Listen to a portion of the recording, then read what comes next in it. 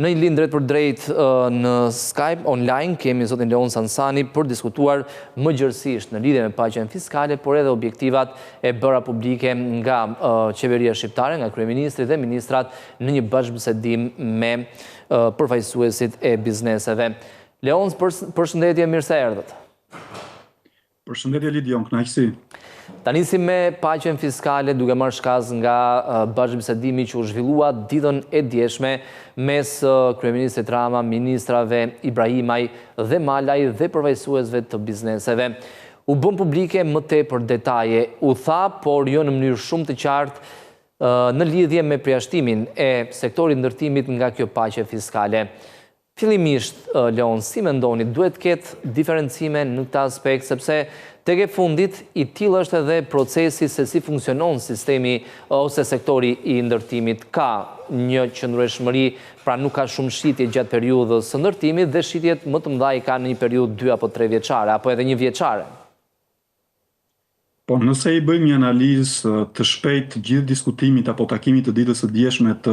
kryeministrit dhe 2 ministrave të linjës, të cilët le themi kanë edhe barën më të madhe të përgjegjësisë për të përshpejtuar dhe për të nxitur rritjen e biznesit në vendin tonë, po ashtu edhe Ministria e Financave për të garantuar le themi parashikimet vjetore që bën ajo për mbledhjen e të ardhurave. Ishte një prezantim jo vetëm i arritjeve të qeverisë socialiste në këto 4 mandate, le themi 3 mandate e 1 vit e pak, po patjetër ishin edhe disa të dhëna të cilat shtriheshin në kohë dhe krahasoheshin le themi me 1 dekadë ose 1 dekadë gjysmë për sa i përket edhe rritjes së GDP-s krahasuar me 1 dekadë më parë. Kështu që në terma të përgjithshëm ishte një prezantim i arritjeve, po ishte edhe prezantim i paqes fiskale ose një marrëdhënie të re që do ndërtojë qeveria aktuale me biznesin që e konsideron në këtë rast partnerin më të rëndësishëm të saj për të mbledhur të ardhura buxhetore për shportën e shtetit. Për sa i përket pjesës së ndërtimit, kryeministri e theksoi në fjalën e tij që nuk ka paqe në thonjza me sektorin e ndërtimit, duke evidentuar disa parregullsi qoftë në cilësinë e ndërtimit, qoftë edhe në marrëdhëniet që këta të fundit kanë me punonjësit e tyre, duke mos i deklaruar pagën e tyre të plotë, duke mos paguar sigurime shoqërore. Dhe e argumentoi këtë zgjedhje të tij për të mos patur le të themi paqe me këtë sektor kaq të rëndësishëm për shkak të një performance shumë të mirë dhe shumë të lartë krahasuar me sektorët e tjerë. Por mund të gjejmë edhe sektor të tjerë, Leons, për shembull, që mund të kenë bërë performancë shumë të mirë, sektori i ndërtimit, sektori i IT-s apo shërbimeve të ndryshme. Pra, çështja e diferencimit mos diskriminon disi, jo vetëm ata që kanë qenë të rregullt, por tashmë edhe disa sektor që janë të rëndësishëm të ekonomisë sonë. Po patjetër parë në terma generalist, patjetër që ka një lloj diskriminimi për këtë sektor, duke qenë se përjashtohet nga disa benefite që jep kjo paqe fiskale, jo nga të gjitha benefitet, sepse edhe sektori i ndërtimit do përfitojë për ata ndërtues që janë le themi brenda kornizave ligjore të cilat ka përcaktuar shteti shqiptar për të respektuar qoftë në afatet e ndërtimit, qoftë në afatet e dorëzimit, qoftë në legalizimin e ndërtesave të tyre, apo edhe në cilësinë dhe standardet, patjetër që mund të bëjnë rishikim të bilanceve të tyre të 5 viteve dhe 10 viteve dhe mund të bëjnë një rideklarim le themi të gjithë xhiros të tyre vjetore të viteve të kaluara për të përfituar le themi nga ky 5%. Po patjetër që sektori i ndërtimit ne e shohim jo vetëm sipas studimeve, po edhe me sy të lirë që në Tiranë, që është kryeqyteti, po edhe në qendra të rëndësishme rajonale të zhvillimit si pole të rëndësishme ekonomike ka patur një hov shumë të madh dhe rendimenti dhe fitimi i këtij sektori është le të themi në kushtet më optimale dhe patjetër që qeveria shqiptare duhet bëjë edhe një analizë të cilët janë sektorët më prioritar të bizneseve në fushën e bizneseve që operojnë që duhen mbështetur, sepse edhe në ndërhyrje le të themi e cila bëhet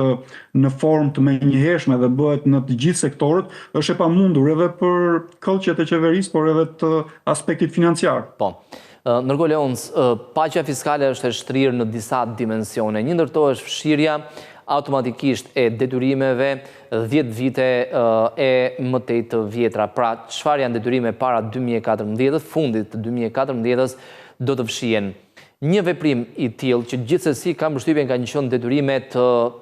të humbura tashmë kanë qenë pamundura për të mbledhur, çliron më tepër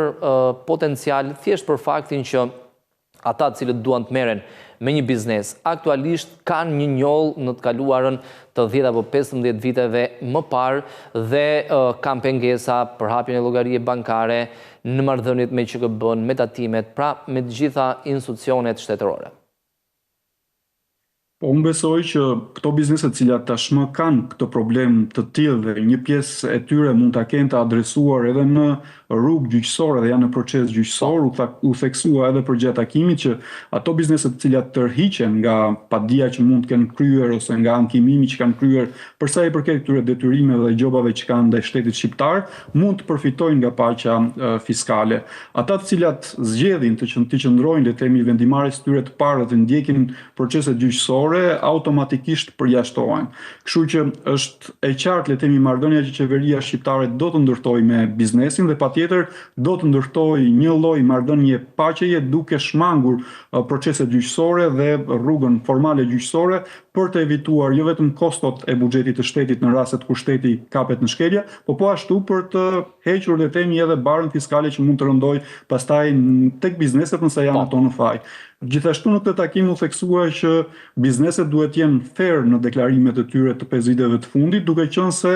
në rast se do ketë kontrolle dhe në rast se do evidentohet shkelje apo mos deklarim në pasqyrat e të ardhurave dhe shpenzimeve të biznesit apo në bilancin e tyre, do ketë pastaj masa administrative nga administrata doganore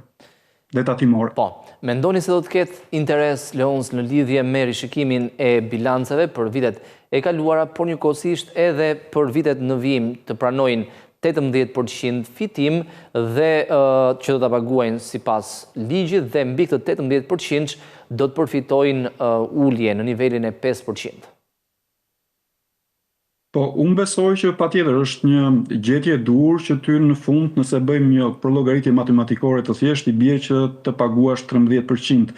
Por duhet të parë me skepticizëm se cila do jetë performanca e këtyre bizneseve në të ardhmen, pra cilat janë kushtet ekonomike që do të operojnë këto biznese, cilët do jenë konkurrentët e rinj që do futen në treg, çfarë loje makroekonomike mund zhvillohet qoftë në tregun evropian, qoftë më gjerë, që mund le të themi të ndikojë indikatorët makroekonomik dhe pastaj këto prekin le të themi performancën në nivel mikro të bizneseve. Kështu që gjithmonë prognozat janë të mira dhe duhen bërë për bizneset, por mos harrojmë që mund të gjendemi edhe përballë situatave surprizë ku biznesi mund të ketë deklaruar një xhiro dhe një fitim vjetor më të lartë le të themi se sa ai reali që mund të realizojë dhe pastaj mund të jetë një barë më e madhe financiare dhe le të themi kredibiliteti financiar për të ardhmen për biznesin në fjalë. Njëkohësisht, Leonc, në opinionin tuaj, mendoni se edhe në takim ishte ministria Ibrahima, nëse nuk gaboj, deklaroi që pas kësaj paqe fiskale do të hapet një kapitull i ri në marrëdhëniet mes administratës tatimore, shtetit në tërësi dhe bizneseve, kjo edhe në kuadër të integrimit të vendit në Bashkimin Evropian. Do të thotë kjo që duhet jetë hera e fundit që realizohen nisma të tilla dhe kur të jemi pjesë EBS, gjithçka duhet bëhet brenda kuadrit të unionit. Po për te leximit politik që mund t'i bëjmë deklaratave të dy ministrave dhe të kryeministrit gjithashtu, patjetër që në shkrimin e tyre ose në deklaratat e tyre apo fjalimet të cilat kishin përgatitur, kishin një vit të qartë ndarse për sa i përket raportit që duhet të ketë shteti jon me Bashkimin Evropian, po ashtu edhe një nga shtresat më të rëndësishme të shoqërisë tonë që është komuniteti i biznesit që duhet të ketë për të harmonizuar jo vetëm sjelljen e tij të brendshme në raport me frymën e Bashkimit Evropian, po dhe me ligjin e Bashkimit Evropian. Kështu që besoj që thelbi nuk ishte vetëm për të informuar dhe ndërgjegjësuar apo për të dhënë një lajm të mirë te bizneset, por gjithashtu për të parapërgatitur ata se si do jetë tregu në të nesërmen, që nuk do ketë më paqe fiskale, nuk do ketë më tolerime të kësaj natyre, po ky është një testim i fundit për ju që ju duhet le të themi të keni një lloj konkurrence më të fortë në të ardhmen me bizneset që do operonin në një treg të hapur që është ai i Bashkimit Evropian. Njëkohësisht, Leonc, janë vendosur edhe objektiva që u përmendën gjithashtu në konferencën e ditës së dieshme. Një objektiv për ekonominë tërësi është që deri në 2030 prodhimi brendshëm bruto nga rreth 25 miliard euro që është aktualisht të shkojë në 35 miliard euro. është një objektiv ambicioz dhe mund të arrihet njëkohësisht për një periudhë 5 apo 6 vjeçare një rritje e konsiderueshme nga 25 në 35 miliardë. Po, unë besoj që mund të arrihet nëse ne kemi një lloj qasje strategjike të jo vetëm qeverisë shqiptare për të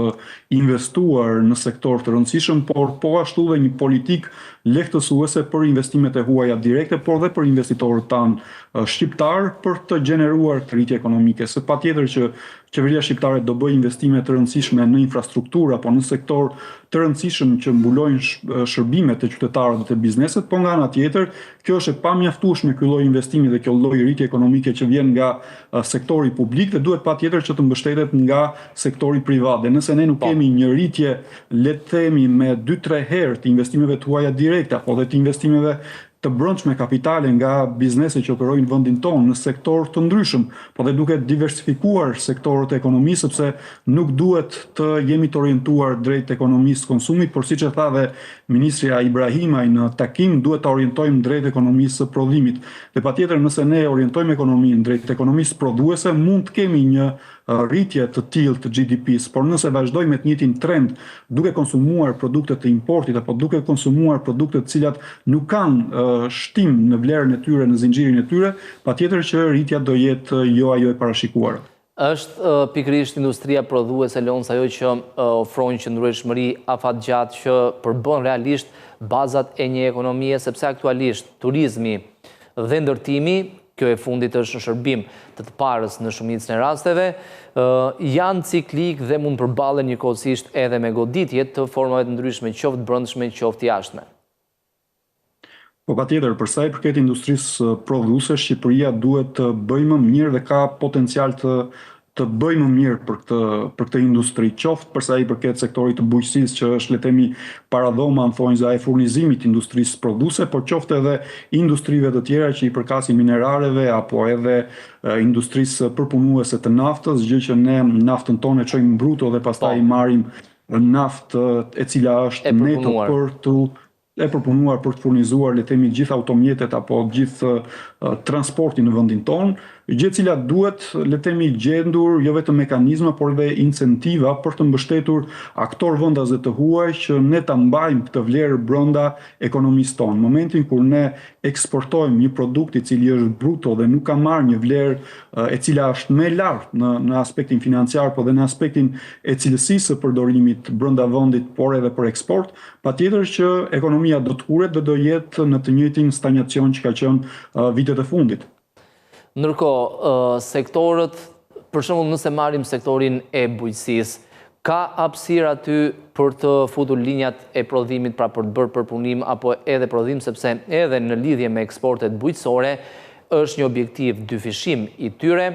deri në 2030, nga rreth 500 milion euro që ishin eksportet bujqësore në 2024, aty pak a shumë pritet të jenë edhe në 2025, objektivi është të shkojnë 1 miliard në 2030. Si mund bëhet kjo? E njëjta logjik? Po për sa i përket agropërpunimit, është një sektor i cili furnizohet nga sektori i bujqësisë. Në momentin që ne kemi një rënje qoftë prodhimit të brendshëm në sektorin e bujqësisë për sa i përket produkteve bujqësore, po dhe për sa i përket produkteve blegtorale, pastaj edhe agropërpunimi do ketë rënje, ose në rastin kur ne mund të importojmë produkte të cilat i përkasin sektorit bujqësisë apo në sektorit të saj që është blegtoria, i marrin nga importi për t'i përpunuar dhe për t'i shitur në vendin tonë. Po prap, importi ka, le të themi, ato problematikat e veta, qoftë të taksës, qoftë të vështirësisë për t'i futur, por qoftë edhe të rritjes për shkak të kostove të transportit dhe tarifave doganore. Kështu që gjëja më e mirë që duhet bëj qeveria shqiptare, po dhe biznesi i cili operon në fushën e përpunimit dhe agroindustrisë është që të nxitet prodhimi i vendas, qoftë në sektorin e bujqësisë, qoftë në atë të nën sektorit të blegtorisë, për të patur së pari lëndën e parë. Dhe në momentin kur ne kemi një lëndë parë e cila është në bollok, patjetër që mund të nxitet ky sektor. Ka, le të themi, edhe një lloj problematike tjetër që në vitet të mëparshme ne kemi patur edhe një bollok, qoftë për sa i përket prodhimit të ullirit, të vajit të ullirit apo edhe të disa, le të themi, varieteteve të tjera që fermeri ka në përditshmërinë e vet si aktivitet dhe qeveria shqiptare nuk ka zgjidhur dot se si ta adresojë apo se si ta kanalizoj drejt le të themi fabrikave të përpunimit për shkak të mungesës së tyre apo për shkak të një eficiencë shumë të ulët të përfitimit ekonomik që kanë këto agropërpunime. Leonc, duhet njëkohësisht që qeveria shqiptare, gjitha këto objektiva si rritja e prodhimit të brendshëm bruto, rritja ekonomike e të tjera, të sigurohet që do të shpërndahet edhe në familje, në biznese, sepse është edhe një tjetër objektiv që po deri në 2030 të ardhurat për frym të shkojnë në nivelin e 15.000 eurove. Ky është një nga, le të themi, treguesit kryesor makroekonomik që ma të ardhurat për frym për individ, po mos harrojmë që kemi një lloj pjesëtimi për të ardhurën totale që ka qeveria, apo le të themi GDP-n e matur për atë vit, pjesëtuar për numrin e popullsisë, le të themi për vitin në cilin matet GDP-ja. Mos harrojmë që ne kemi një rënje të përgjithshme të popullsisë për shkak të emigrimit. Dhe instati fundit në nxori le të themi mbi 500-600.000 më pak se sa ai i parafundit. Kështu që pjesëtuar le të themi me një numër më të ulët popullsisë ne na del një ardhurë më lart për frym. Këtu nuk duhet harrojmë edhe një rritje e cila është bërë, le të themi, në normën e inflacionit për gjatë këtyre 10 viteve apo deri në vitin 2030, që pritet që patjetër të ketë flukse të reja inflacioniste dhe këto zhvlerësojnë disi të ardhurën për frym. Pra ne kur flasim për të ardhura për frym, duhet flasim për të ardhura për frym reale të matura me çmimet e tregut dhe me indeksin e çmimeve të tregut ose indeksin e çmimit të konsumatorit. Nëse ne nuk i masim me këtë lloj indeksi, por thjesht i masim në mënyrë gjenerale dhe në mënyrë kohore pa njësuar standardet e gjendjes ekonomike dhe fuqisë blerëse që ka qytetari në fund të ditës, patjetër që mund të themi jemi mirë. Por se sa mirë jemi, duhet të bëjmë një lloj, le të themi, analize tjetër me qytetarin për të parë, le të themi, shqetësimin kryesor që ata kanë. Nuk është rritje reale, thjesht efekti i faktorëve demografik që u i përmendet, por njëkohësisht edhe efekteve inflacioniste që çdo vit japin kontributin e tyre. Edhe një pyetje të fundit, Leonc, në lidhje po me objektivin e rritjes së prodhimit të brendshëm bruto deri në 2030 në nivelin e 35 miliard eurove nga 25 miliard që është aktualisht. Patjetër që në linje dhe të asaj që tha ministrja Ibrahima, që do të kalojmë nga një ekonomi konsumatore në ekonomi prodhuese, por duhet të theksohet fakti këtu që edhe konsumatori jep një kontribut të madh në zhvillimin ekonomik apo në peshën e ekonomisë, sepse 70% e aktivitetit ekonomik në Shtetet e Bashkuara, për shembull, përfaqësohet pikërisht nga konsumatori, pavarësisht se aty janë korporatat më të mëdha, pra fuqizimi i konsumatorët e kam fjalën. Patjetër, po, nëse ne krahasojmë strukturën tonë ekonomike me atë të Shtetet e Bashkuara të Amerikës, po patjetër, dhe ne mund t'i referohemi edhe vendeve shumë të zhvilluara, po sensi që ka thënë ministrja, me aq sa kuptoj unë si ekonomist, është që ne nuk duhet jemi të orientuar vetëm drejt ekonomisë konsumatore, që do të thotë jo të jemi të varur nga importi, jo se ajo ka qenë kundër konsumit në vendin tonë dhe rritjes së nivelit të konsumit, sepse rritja e nivelit të konsumit në një vend është një nga treguesit kryesor që ekonomia po performon mirë. Po e rëndësishme është, ose pyetja këtu lind, nga e konsumojmë ne këtë produkt ose këtë shërbim që konsumohet brenda vendit tonë, është i importuar apo është i prodhuar brenda vendit tonë? Nëse është importuar, patjetër që është në dëm të ekonomisë tonë për sa i përket bilancit të importeve dhe eksporteve. Por nëse është i ekuilibruar që një pjesë prodhohet në vendin tonë dhe një pjesë importohet, patjetër që ka, le të themi, një lloj ekuilibri. Dhe nëse ne jemi avangardë dhe prodhojmë një pjesë të mirë të shërbimeve dhe produkteve që duhet të konsumojmë brenda vendit tonë, patjetër që krijojmë një lloj independence, po patjetër krijojmë, le të themi, edhe fuqi pastaj për të eksportuar dhe për të futur valutë të huaj në vendin tonë, dhe kjo pastaj të përkthehet, le të themi, në një rritje më të madhe të këtij biznesi prodhues në vendin tonë. Pra unë e shoh më shumë në qasjen e orientimit të një ekonomie eksportuese dhe patjetër që kur ti eksporton do kesh më shumë para në vendin tonë dhe do lind kërkesa për konsum dhe konsumi do rritet. Leonc, ju falenderoj për gjitha mendimet, opinionet e sjella në studio, ditë mbar në vijim.